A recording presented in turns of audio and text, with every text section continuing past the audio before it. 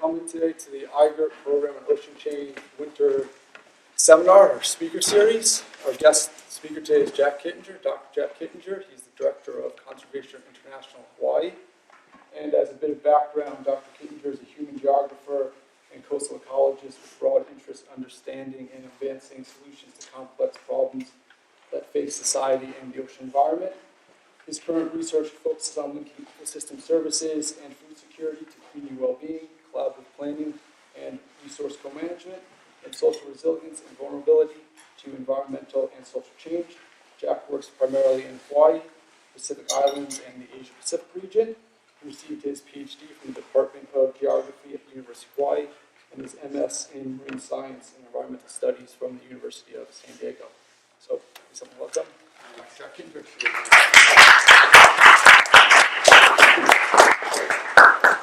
All right, thank you. Can you guys hear me okay? Okay, I figured that was the case. But yeah, I want to thank Adam and the whole IGERT program for the invitation. I actually went through an IGERT program that was funded in my PhD, so I'm also an IGERtian alumni of that program and that UH had for a while in ecology, conservation, and health. And IGERTs are, transformative in a lot of ways for universities. UH went through some growing pains of trying to figure out how to do interdisciplinarity, and that was part of the program.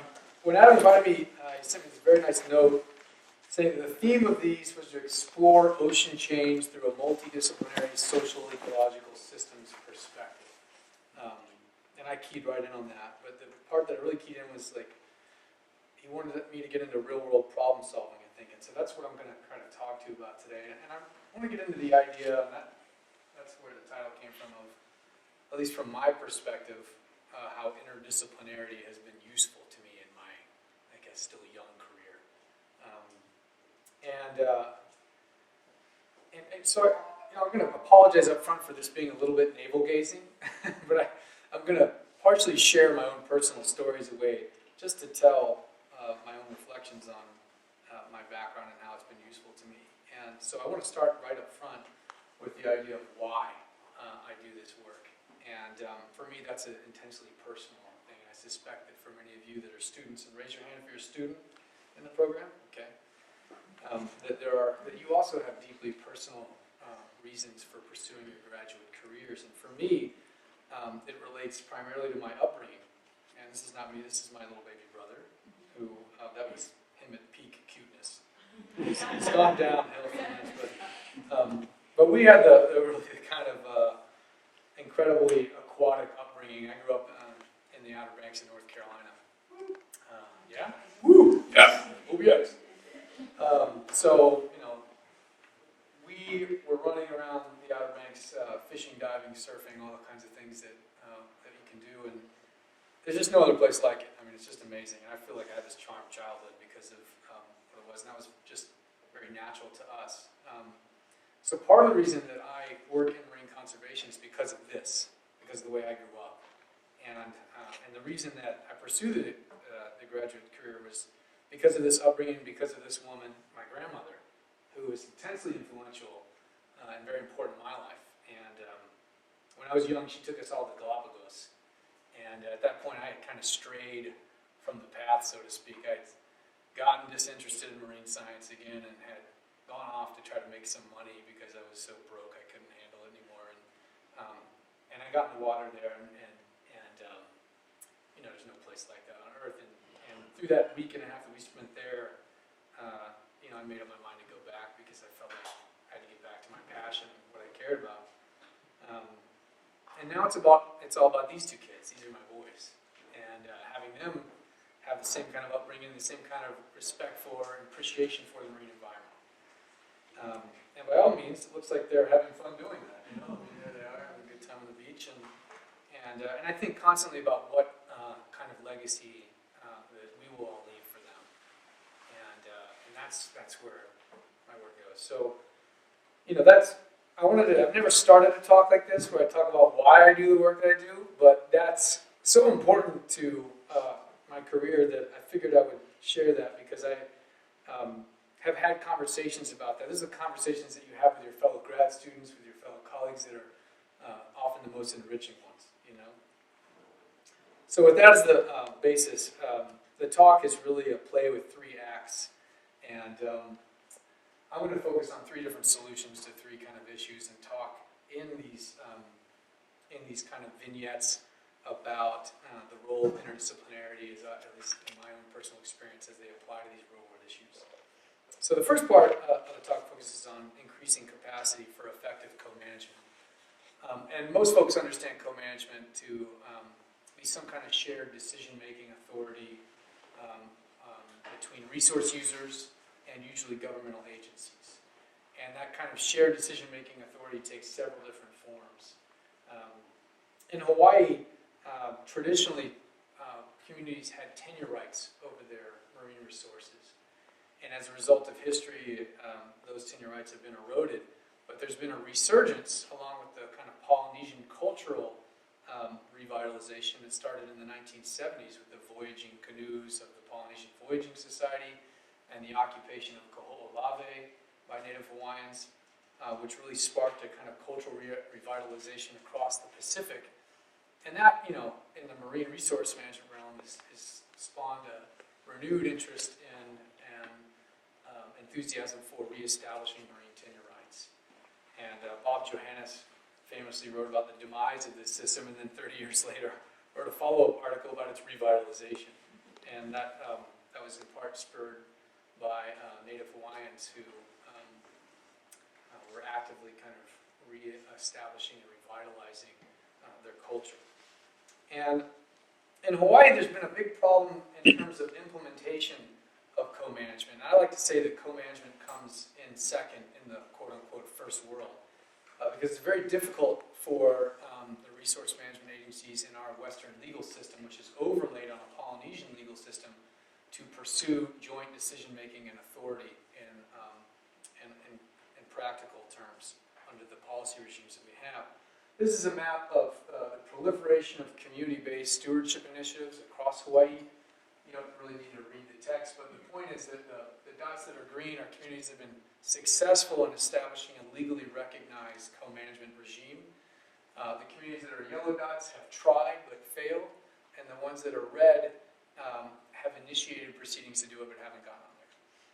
And so I was deeply, deeply embedded in this scholarship as a graduate student and postdoc on co-management. I devoured all of Lynn Ostrom's scholarship and folks like Fikret Burks and others. And it was a real kind of eye-opening thing to me when I started working on the implementation side on how do you take that scholarship and actually translate it into successful impact on the ground, which is a wholly different set of skills. How do you take, for example, those 8 design principles that Lynn Ostrom partially won the Nobel Prize for and meaningfully implement programs to create that space so that resource users can self-organize for collective action to achieve results that they want to. So what we see here is a real big implementation gap, right? And there's alacrity for these approaches because they work biologically and they work socially. They were pioneered by a group of folks over on the island of Molokai, which is still very subsistence-oriented. This is a graph from a paper that Alan Freelander and I wrote, and it shows reef fish biomass in community-managed areas and no-take MPAs, and they're not statistically different. So these things work biologically in accruing fish. This is a harvested system, by the way. And of course, this one is off things, and these two are much more lower compared to those. They're also socially effective. This is a picture from the recent passage of the first co-managed area by the state of Hawaii in 20 years. And there were so many people and community members that showed up to this event that they had to put a flat screen TV in the hallway because they couldn't accommodate the folks in the room. And the reason that there's so much enthusiasm for this is because it anneals to the traditional management system. It has legitimacy in the eyes of resource users. How do we move it forward then? What's the kind of key issue? One of the key issues, and I remember a community member came to me in about 3 years ago when I was at Stanford and said, we really don't understand the state policy process for establishing a co-managed area. We all want to do it, but the policy is very opaque and we don't get it. And I said, let me write like a 2-page policy overview for you.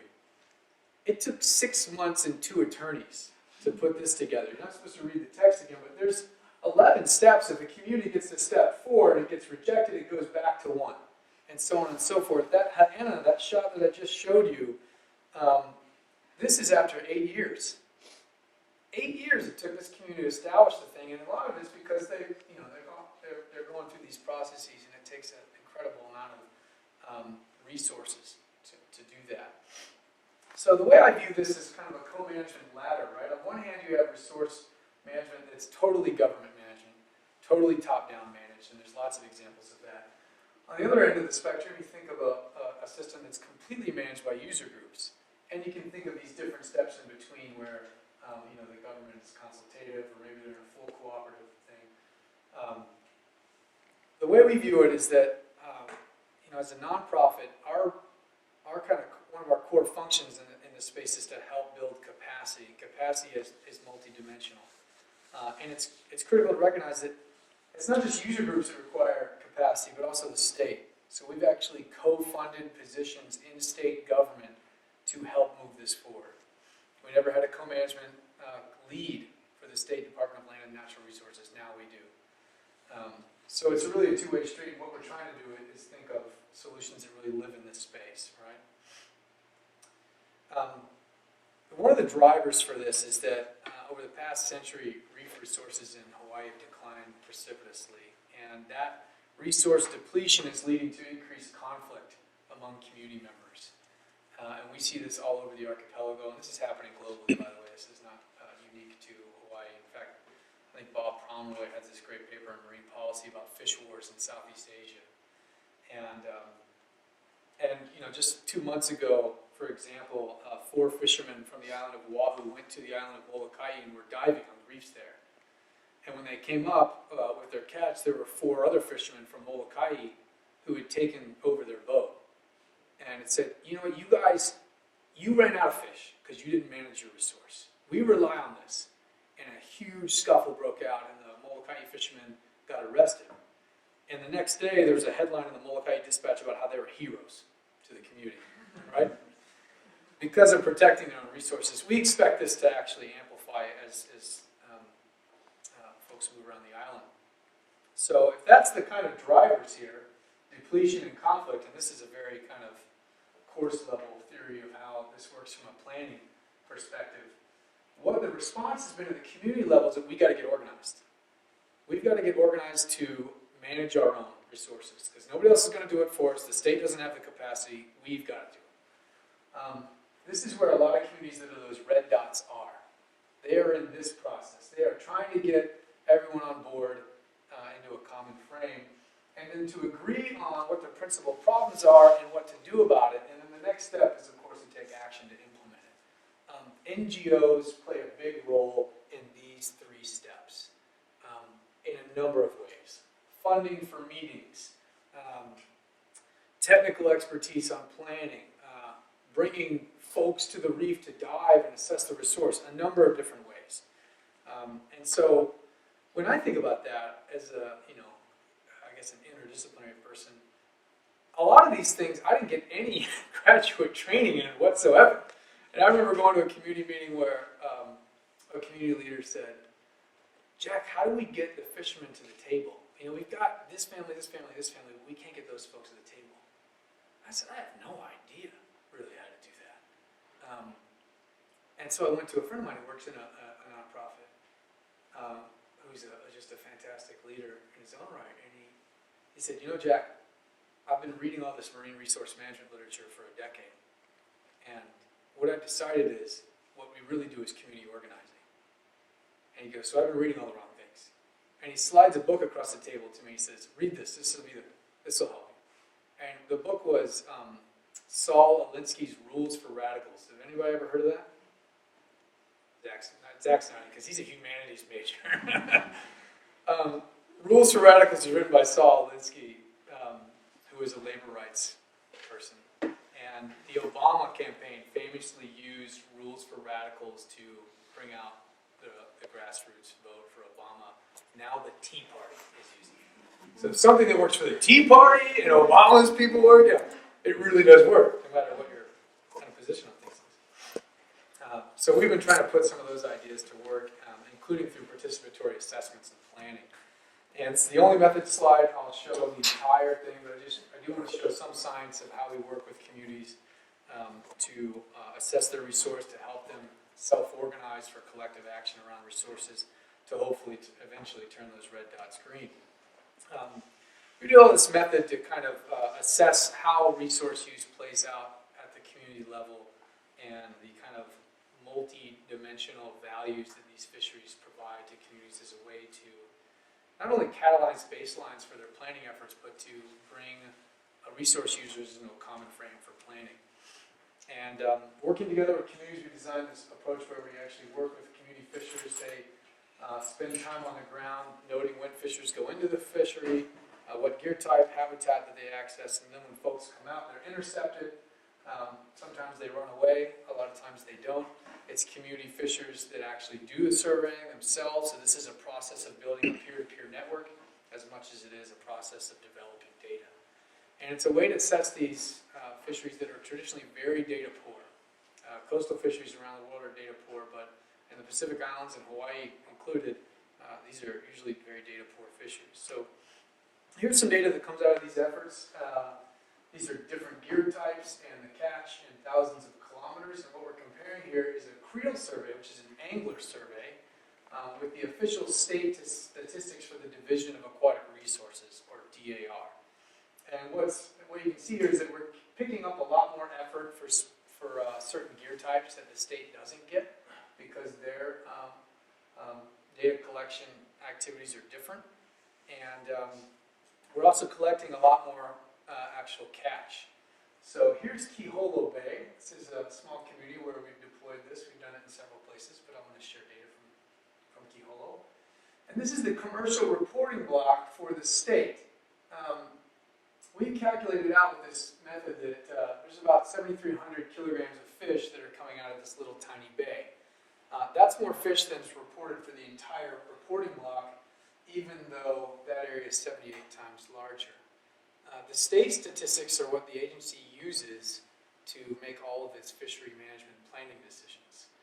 So there's quite a lot more fish that's being harvested out of this fishery than we had an appreciation for.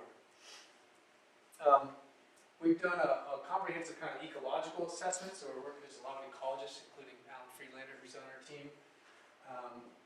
And they've assessed the standing biomass on the reef. So in this case, there's 48,000 kilograms of fish on the reef, of which the community is annually harvesting about 7,300 kilograms per year.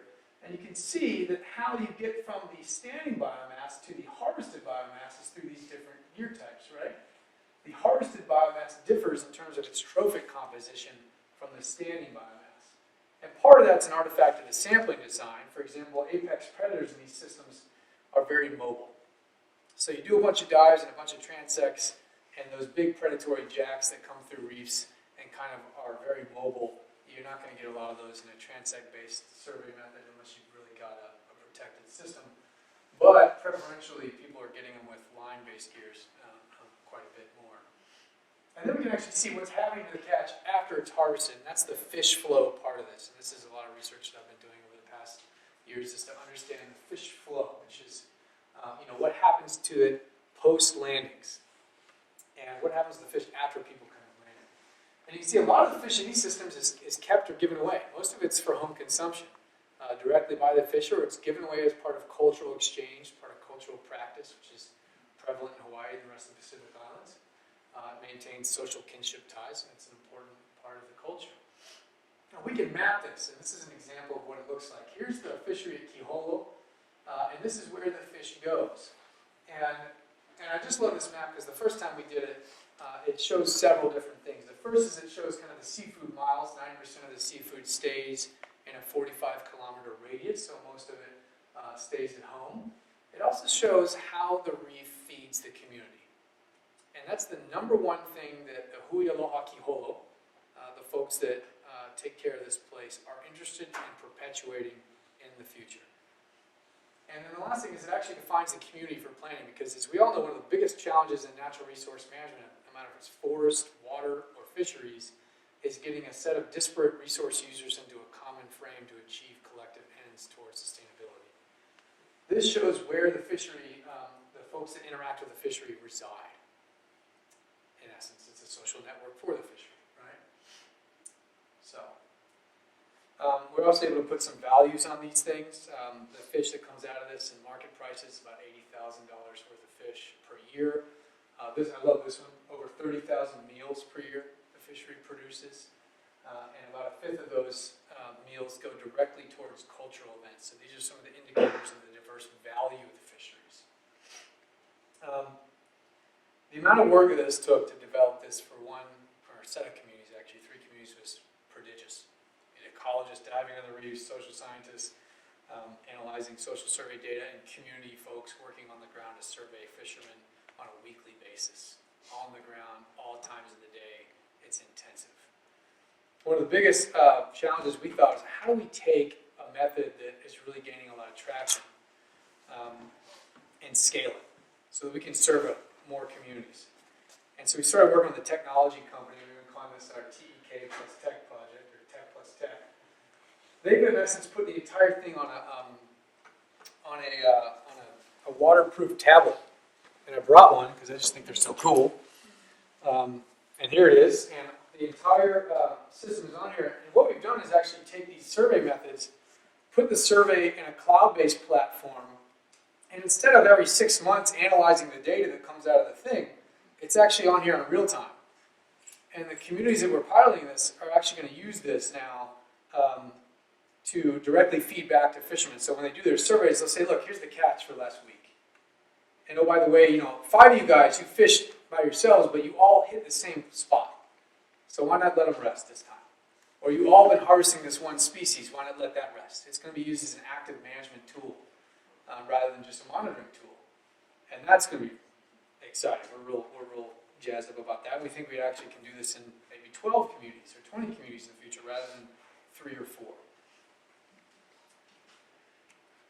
The second vignette, conservation planning. We've just been working. We just created a relationship with Pulama Lanai, which is the company that owns the island of Lanai. Anybody ever heard of Lanai? A few of you. Anybody heard of Larry Ellison? Oracle. You heard of Oracle? A few nodding heads. He bought Lanai. It's 98% owned by Larry Ellison. And I'd say there's few places in the world where you have a single landowner in the coastal zone like this, particularly one that has resources to kind of affect a change. So Lanai is an amazing island. We've spent a lot of time over there in the past 3 years. As you can see, it's fairly denuded. It's very dry because it sits in the lee of Haleakala, which is the big mountain on Maui. It's actually meteorologically connected to Haleakala. And it's a place where the primary threat to reefs on this island is sedimentation. It was intentionally farmed and ranched for 100 years, and as a result, there's just mobile sediments on that island, and when it rains, it flashes, and that mud hits the reef. One of our staff members is a pilot. She snapped these pictures going over Lanai. This is the Ao Channel. You can see the sediment plumes coming off this after a big rain. Huge amounts of mud that are coming down onto these reefs and smothering them. This has been going on for decades. Lanai is got a big natural resource department, the actual company itself. They employ 8 people, for example, just to go out and cull the deer population. There's only 2,500 people that live on Lanai. There are 15,000 deer that live on Lanai, okay? They have 8 full-time people that go out and harvest deer and then give that deer meat to elders in the community. And it's barely making a dent. I mean, it's just the rate of reproduction is incredible. The largest watershed, at least, is this one. It's called Maunaway. And that's what it looks like from air. Here's what it looks like on land. It's just amazingly scenic. And back in here, there's this old cultural forest. By cultural forest, it means all these canoe plants that Polynesians brought in This was the site of a very famous battle between Kamehameha and a rival chief. But this thing delivers incredible amounts of sediment to the adjacent reef, and this is one of the areas where most of the harvesting happens because a lot of Lanai has cliff for shoreline, so it's not accessible other than by boat. We, about 2 years ago, started trying to think about how we could ameliorate sedimentation in this environment. And so we got together with the community and kind of came up with a couple of harebrained schemes, and one of them was this idea to build these gabions, or check dams.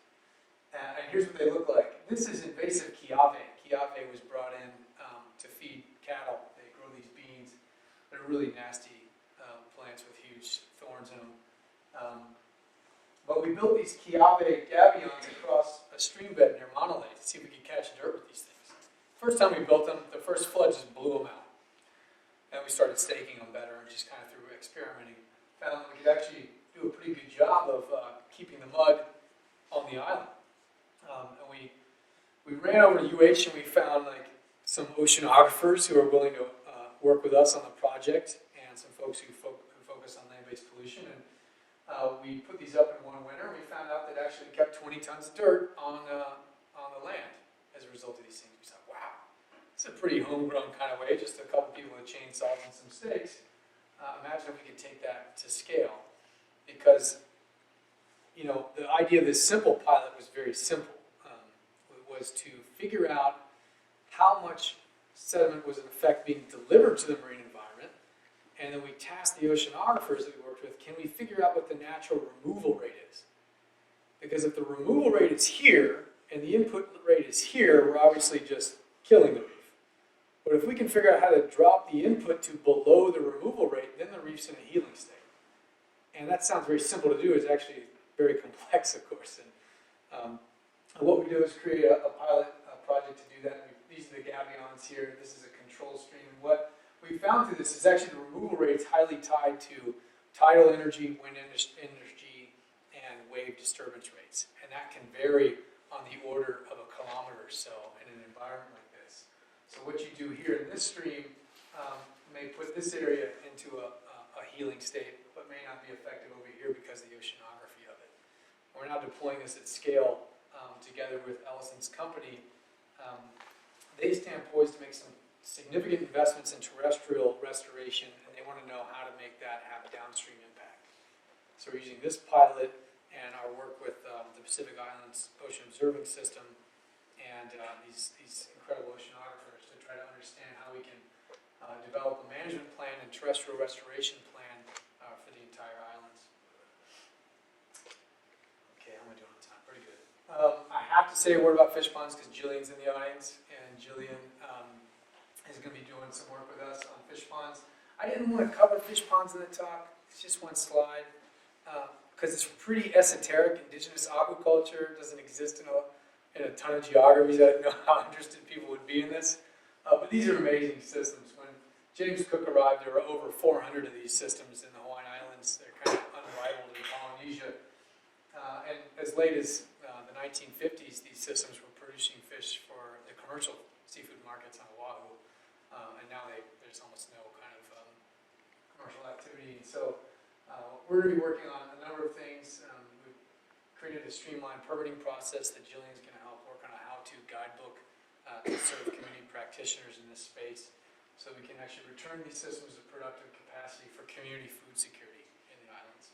More about that later. We can chat about that afterwards. But we will actually be introducing 50,000 mullet fingerlings into 3 ponds within a month's time.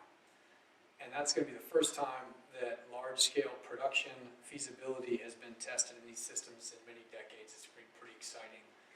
We helped catalyze that with a number of partners, including the Castle Foundation in Hawaii, and 3 fish ponds that had actually gotten to restored status and want to start growing fish out so they can support household food security in places like Molokai.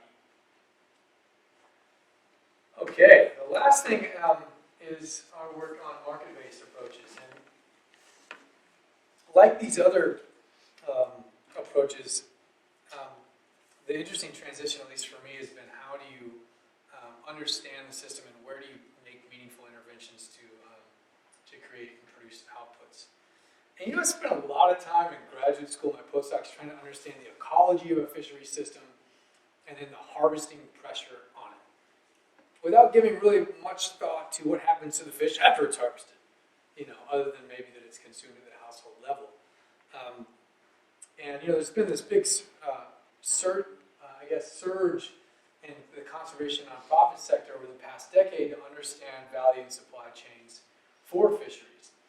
And that, I think, begs of us as a community to try to understand a range of different players, at least that for me, I hadn't really spent a lot of time thinking about. Spend most of my time thinking about this part of this system, how does fish get produced, and what are the kind of sustainable limits to that, without thinking of, who are the key people that play in the distribution and affect the consumption of seafood at scale.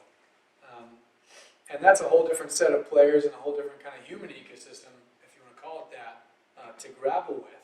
But there's been a lot of investment in understanding these supply chains and the actors and how they function, because obviously that's a big part of the sustainability challenge for fisheries. And I like to say that there's millions of fishers globally and there's millions of seafood consumers, but there's some natural choke points in between that. That's kind of a very simplified model. But in the U.S., for example, over half of the seafood supply is controlled by less than a dozen buyers. Think about that. Over half of the seafood in the U.S. system is purchased by less than a dozen buyers.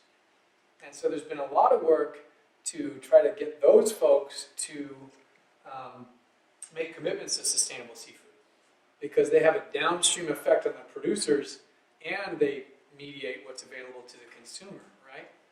And it's interesting, there's a lot of scholarship on kind of, the consumption end of things. It's very hard to influence millions of consumers, right? That's very difficult to do. So in essence, I think some of the thinking that's gone into this, and it's really not been clearly articulated, at least in a scholarly way that I'm aware of, is that, rather than trying to influence the many, why don't you try to influence the few?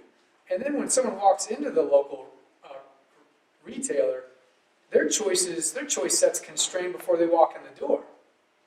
Because what's behind the glass case has been influenced by the buyer for that, right? So that's been in essence, kind of the approach that some of the NGOs have taken, which is to insert themselves at various points in the supply chain to try to affect change. Now, that's worked a lot in, it seems to have worked quite a bit in some ways, in some productive ways, in the industrialized fisheries of the world, where the economic incentives are real and where you can get folks like Walmart or McDonald's or some of these big players to, in essence, force their distributors and the knock-on folks, the producers that supply those distributors, to adhere to a standard.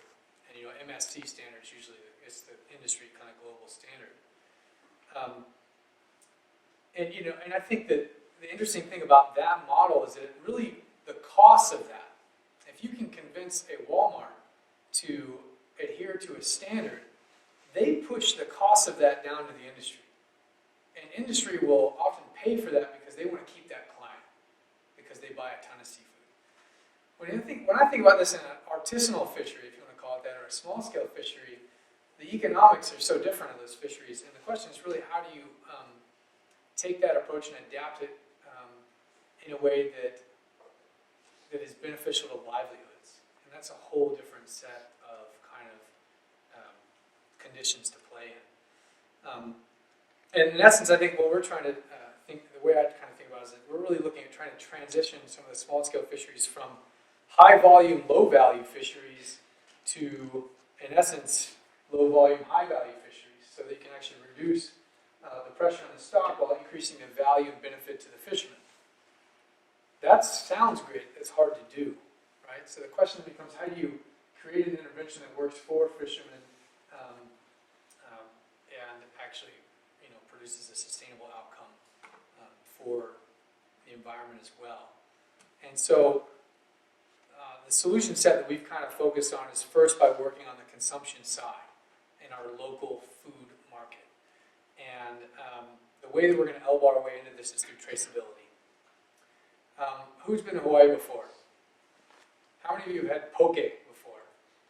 Okay, lots of you had poke. The iconic kind of seafood dish in Hawaii, right? You go into any retailer in Hawaii and there's a poke bar at the back. It's fantastic. Almost all of that's imported, which nobody knows, except for the really kind of keyed in local folks. So the idea is simple. We're going to work with fishermen and deploy a system that this fish developed. That was developed by EcoTrust Canada to tag the catch.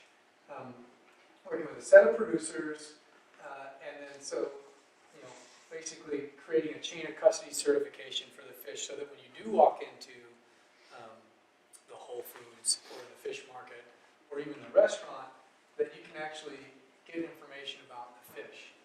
And that traceability system, there's 24 traceability systems that exist around the world.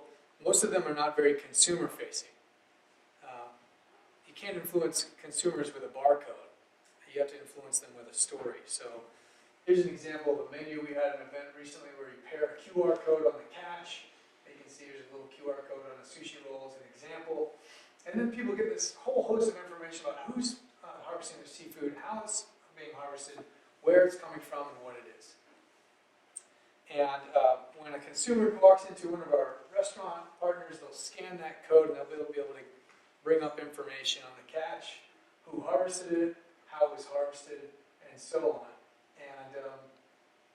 And we've got good information that this will, drive consumers toward product that is sustainably harvested in our marketplace. So that's our first intervention for trying to make that improvement in there, is to influence the consumer.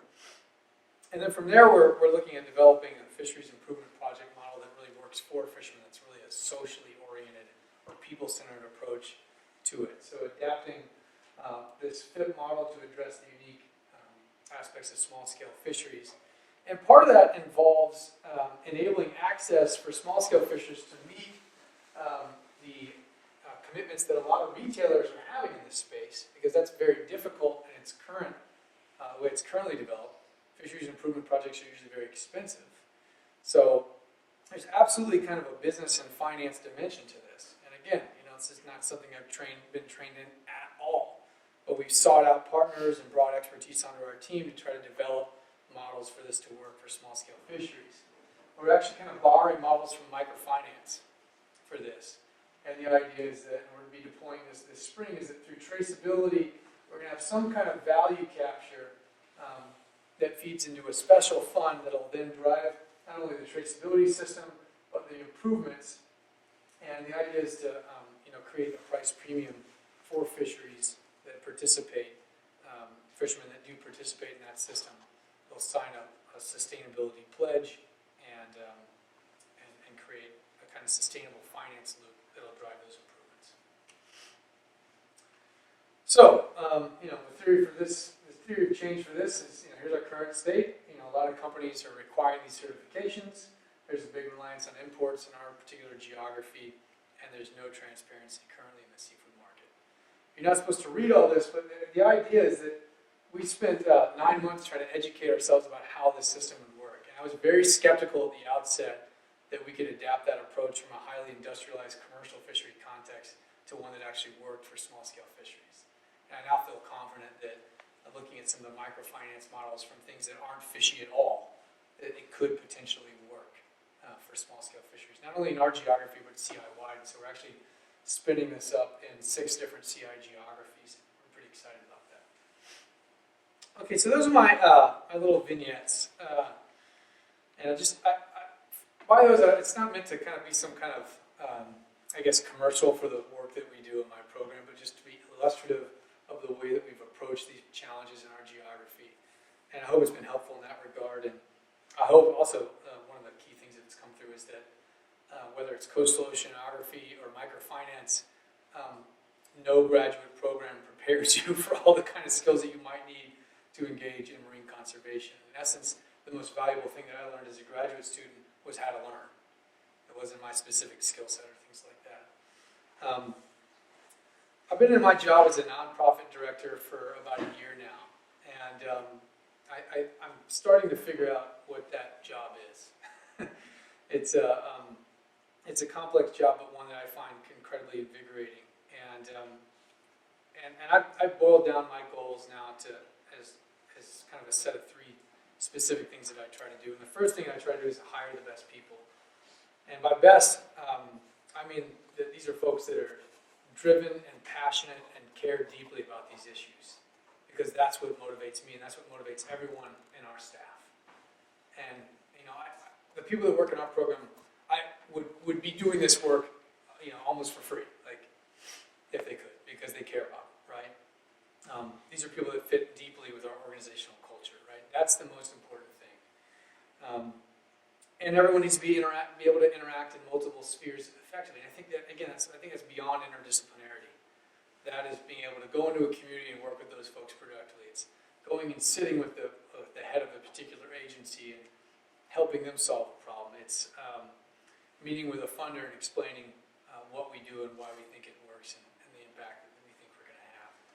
And so transcending those kinds of spheres, you have to be able to put those different hats on all the time. And in the nonprofit world, I think we do that quite a bit, and I think that it's not the only sector where people do that by any means. And I prioritize our work in a very simple way. The question that I'm constantly asking of myself and of our staff and of our partners is, what's the greatest amount of impact we can have in the shortest amount of time with the limited resources that we have? That's it. And we use that as a prioritization criteria. It becomes much clearer which thing we should do, because we're always faced with choices. Should we do A or should we do B? What's the best way to deal with sediment on Lanai? What's the best way to get locally sustainably harvested seafood available to consumers? What is the best way to help community-based management proliferate? We have a kind of simple kind of model that we kind of go off of, and that's Ho'i Ike Kai Momona. That's a return to an abundant ocean. That's the kind of peak over the center that we come back to with the program. How do we enable that? And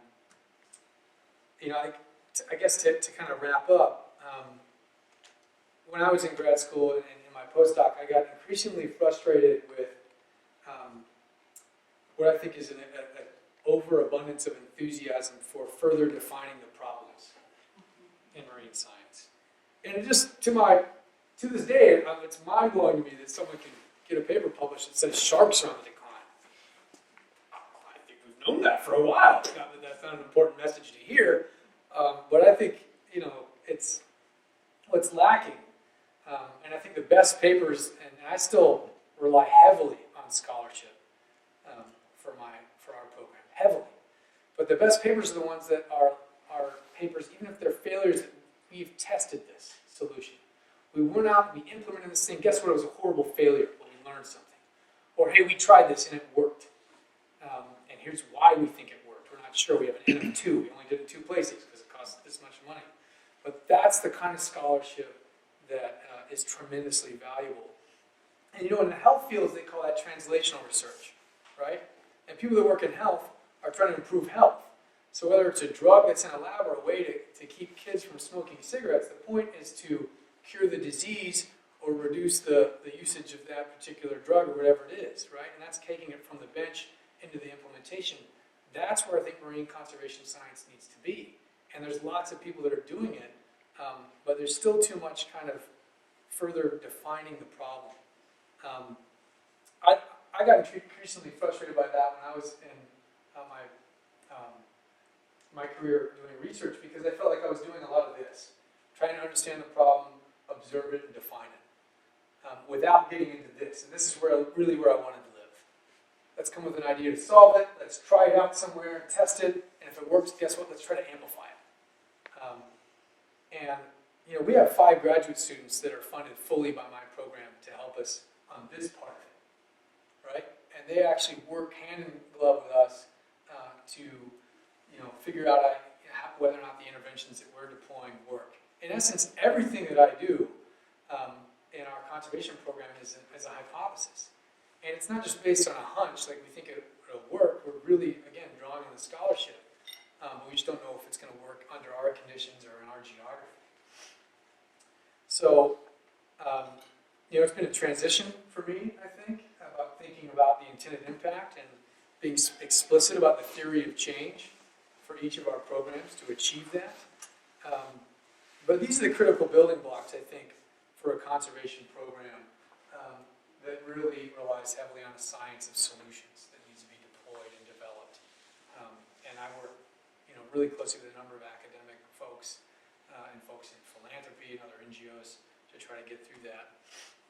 And that was part of my transition. And again, I apologize for, being a little navel gazing with this, but if you'll indulge me a little bit. I had a kind of epiphany when I was coming back from an interview for a position, for a job that was a fantastically wonderful position. And I wrote this short piece kind of as a personal blog. I didn't really know what to do with it, but it was about the interviewing for that job. And in the interview, it was a faculty position, and I went in there and I was in that pressure cooker room where each faculty member asked you a question for like 2 hours and they kind of grill you. And I got around to one of the faculty members and she asked me, Jack, let's say we've hired you and you've worked here for 50 years and we're going to have your retirement party. What are we celebrating? And I kind of gave her this answer, well, I've taught all these great classes and I've mentored graduate students who've gone on to do great things and I've influenced the thinking and so on and so forth. And she kind of nodded and she banged her hand on the table quite pretty loudly and said, that's not good enough. And I kind of froze in a split second of terror. And the first thing that came out of my mouth was, you know what, you're right. That's not the bar for me personally. When I'm old and getting close to retirement, I want to have something to be different in the water because of something I did. And she goes, that's more like it. And that interaction really bothered me for a couple months after that because it became clear to me, not that that career path was the wrong career path, but it asked of me, what's the impact you want to have? And how do you achieve it? What's the work that you do to achieve that? And that, that's something that I guess I want to leave you guys with because, and I'm speaking mostly to students here, but, part of being a graduate student and part of being a young career person, which I kind of still consider myself to be, is finding out how to achieve that. And so I want to leave you guys with a quote, if I can. And this is from Amos Oz, who's an author, an Israeli author. No man is an island, said John Donne, but I humbly dare to add, no man and no woman is an island, but every one of us is a peninsula, half attached to the mainland, half facing the ocean, one half connected to family and friends and culture and tradition and a great many other things, and the other half wanting to be left alone to face the ocean. I think we ought to be able to remain peninsulas. The condition of the peninsula is the proper human condition. Thank you all so much.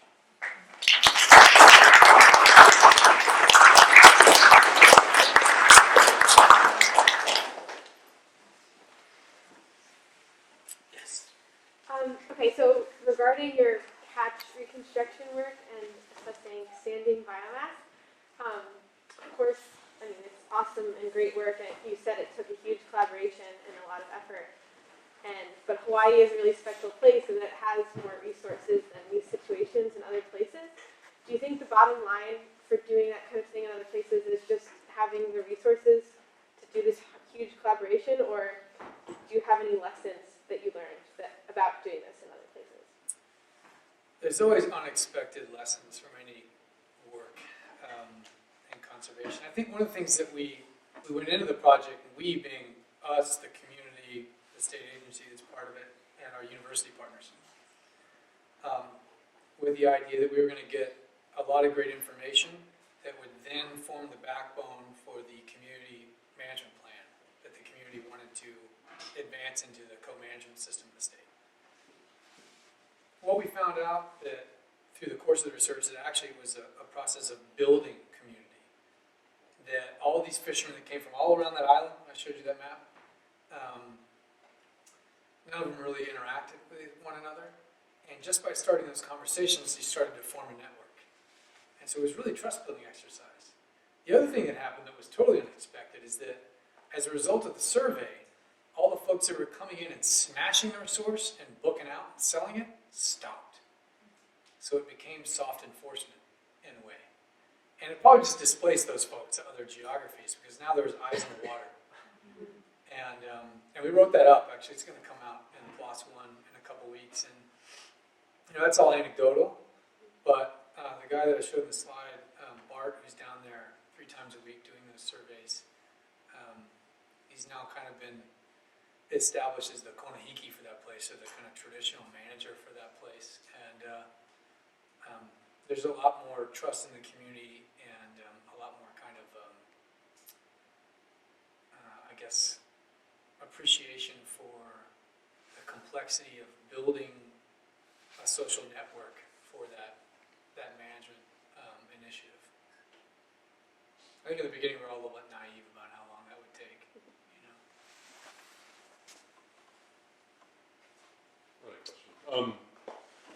I think one of the things that you're talking about, you said your goal was to really change something in the ocean, and I think a lot of scientists, and actually a lot of academics generally, say, well, you're not supposed to have goals. You're just supposed to learn stuff. And I'm wondering if that's a mindset that you kind of run up against a lot, is that, people say, oh, you can describe stuff and you can say how stuff works, but you're not allowed to have sort of, A person. put your own values on what you're studying. Yeah, and I think there's a pro and con to that. The pro is that, we all need to have a healthy abundance of respect for the scientific method and reducing bias in our research, because that's an important thing to do, and it's relates to the validity of the research design, right? But I think it's quite easy to maintain that without compromising the validity of your science while still maintaining your kind of core values for why you do it in the first place.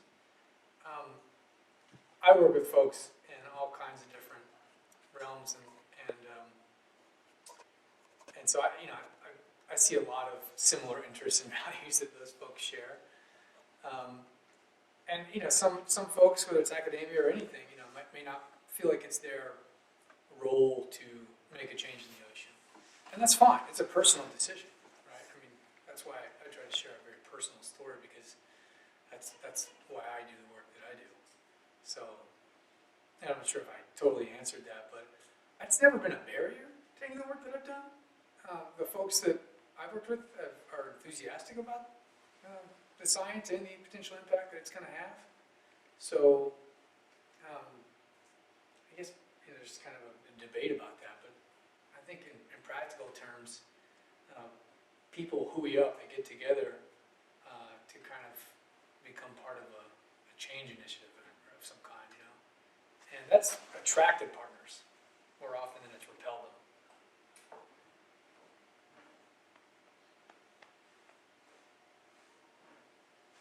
So going back to testing solutions, how effective have the waterproof tablets been in? Well, they still work. Well, yeah. Pouring water on them? Yeah. I tell you what, it's been it's incredible to get these folks that are incredible technicians and build all these back-end data systems, and then we'll plop them down in a place like Keolo or Kipahulu where there's no cell signal. And then all of a sudden you're like, wow, we've made this cloud-based application and we can't get a cell signal because we're so far away from a cellular tower out here in, East Maui. So there's some kind of technical issues to it. We're not quite at the place yet where this gets used as a management tool yet. That's the promise of it. So I think that's going to be the next year the real kind of promising thing. And I've got a couple communities that actually want to put either printed materials, like weekly updates from this, at the head of the trail or the head of the road. This is the weekly catch. Here's how many people harvested. Here's the fish that were taken out. This is how many households were fed. This is how many dollars of food budget the fisheries provided. That kind of thing. And it's a way to try to not only build awareness, but have people say, we're gonna let that rest, or we want to feed twice as many households next year while still keeping harvesting to a sustainable level. Those are all kind of in the hopes and dreams stage at this point, but but we have the platform now, I think, to make it happen. And it's going to be very interesting to see how it changes the community dynamic. And I always try to think about these things, there's a lot of promise for these things, but I always try to think about, for any intervention, how could it get screwed up?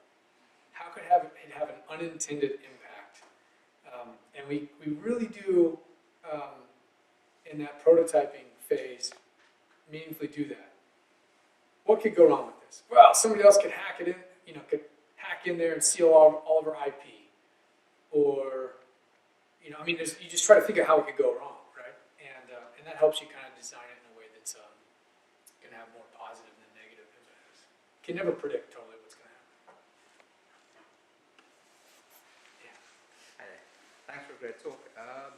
So the science of solutions side of things, where we're starting to move away from just identifying the problem and we're trying to innovate and create new ways of trying to engage with it. Are you seeing a trend towards more academic work engaging in that side of things? You say you've got 5 graduate students working on that side at the moment. Is that more of an anomaly, or is that something that's starting to develop more? Well, I don't know, because I'm not as plugged into academia as I once was. Certainly, Jeremy Jackson and Nancy Knowlton, with their Beyond the Obituaries project, kind of have been marking up that same tree for longer. And organizing these things at the IMCC to kind of showcase things that work. Let's focus on what works. I think there's more attention towards that, but again, I'm not. I think from the nonprofit perspective, I think that's what most nonprofits view themselves as being. Is like, let's implement a solution. And there's sometimes there's a good, healthy debate about whose solution is that, implemented for who, and at what cost, and who are the beneficiaries, and all those kinds of things. And those are healthy and important debates.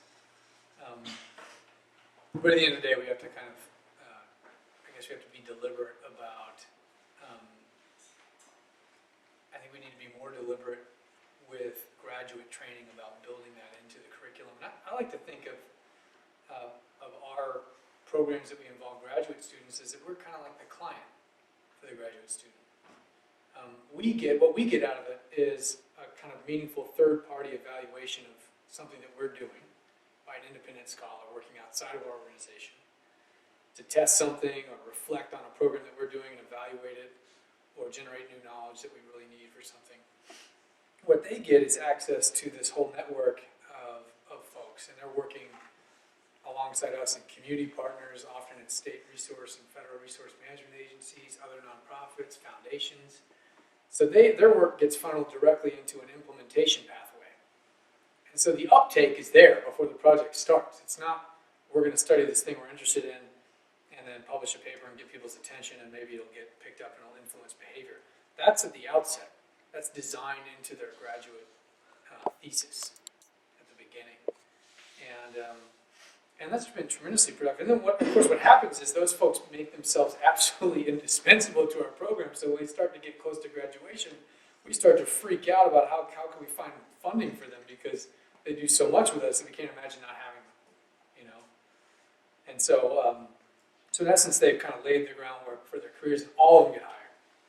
And not just by us, a lot of them get hired by the other partners, or they get funding from one of the other partners to continue the work with a different hat on in a different organization.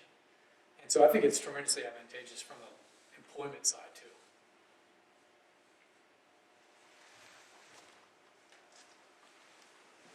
I was going to ask, sort of back to sort of the community-based management, fisheries co-management stuff. In Hawaii, you talked about this incredibly challenging sort of layered set of institutions where you have the traditional institutions and then you have this huge constraints that are imposed by the state and federal laws, right? And I wonder, in that context, what's the most useful, two questions, I guess. One is, what's the most useful role that an NGO can play in that context? Because just community organizing isn't going to do it, right? You have to sort of shepherd them through that 11-part process that you showed. And the second part of the question is, what are the research needs that you see around that? We have a huge need, and we just brought someone on to help fill this, for legal expertise.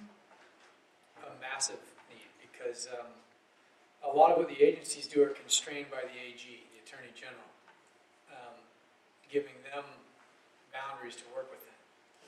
So, for example, for a long time, communities want the right to exclude, right? Right to exclude others. Our place, you can't, that's the way it traditionally happened. And the state had said for 2 decades, you can't do that because that violates the Equal Protection Clause of the U.S. Constitution. And so we've worked really meaningfully with the state agencies to say, we exclude people from fisheries all the time, And there's a dozen ways that we create limited entry or whatever. I mean, it's not like that's completely off the table. Catch shares aren't illegal, constitutionally illegal. So, how do we use existing tools in the tool bag? Attorneys like to work with other attorneys on these issues. And by bringing on an environmental attorney, we're very deliberate in saying, it's going to be peer-to-peer, we're going to actually work. And this is actually something that a model that I totally borrowed from Stanford when I was at the Center for Ocean Solutions. Our ED was an attorney, and for many years she's worked with agencies on helping them meet statutory mandates without, actual changing of statutes, but in helping work with the AG and the staff attorneys for the agencies to interpret and develop policy that makes sense and will have an environmental impact. So that's a big research area, is the legal aspects of it. And now there's a whole set of Native Hawaiian attorneys that are highly engaged in this area as it relates to indigenous rights, customary harvesting rights. It's not unlike some of the things that are going on with First Nations in Canada and a number of other places that have, increased kind of engagement, and lawyers are key to that. So that's at least one area that I think is really important. All right, I think with that, we'll wrap it up, and please join us for snacks and drinks in the lobby, and thank you again, Jack. Thank you.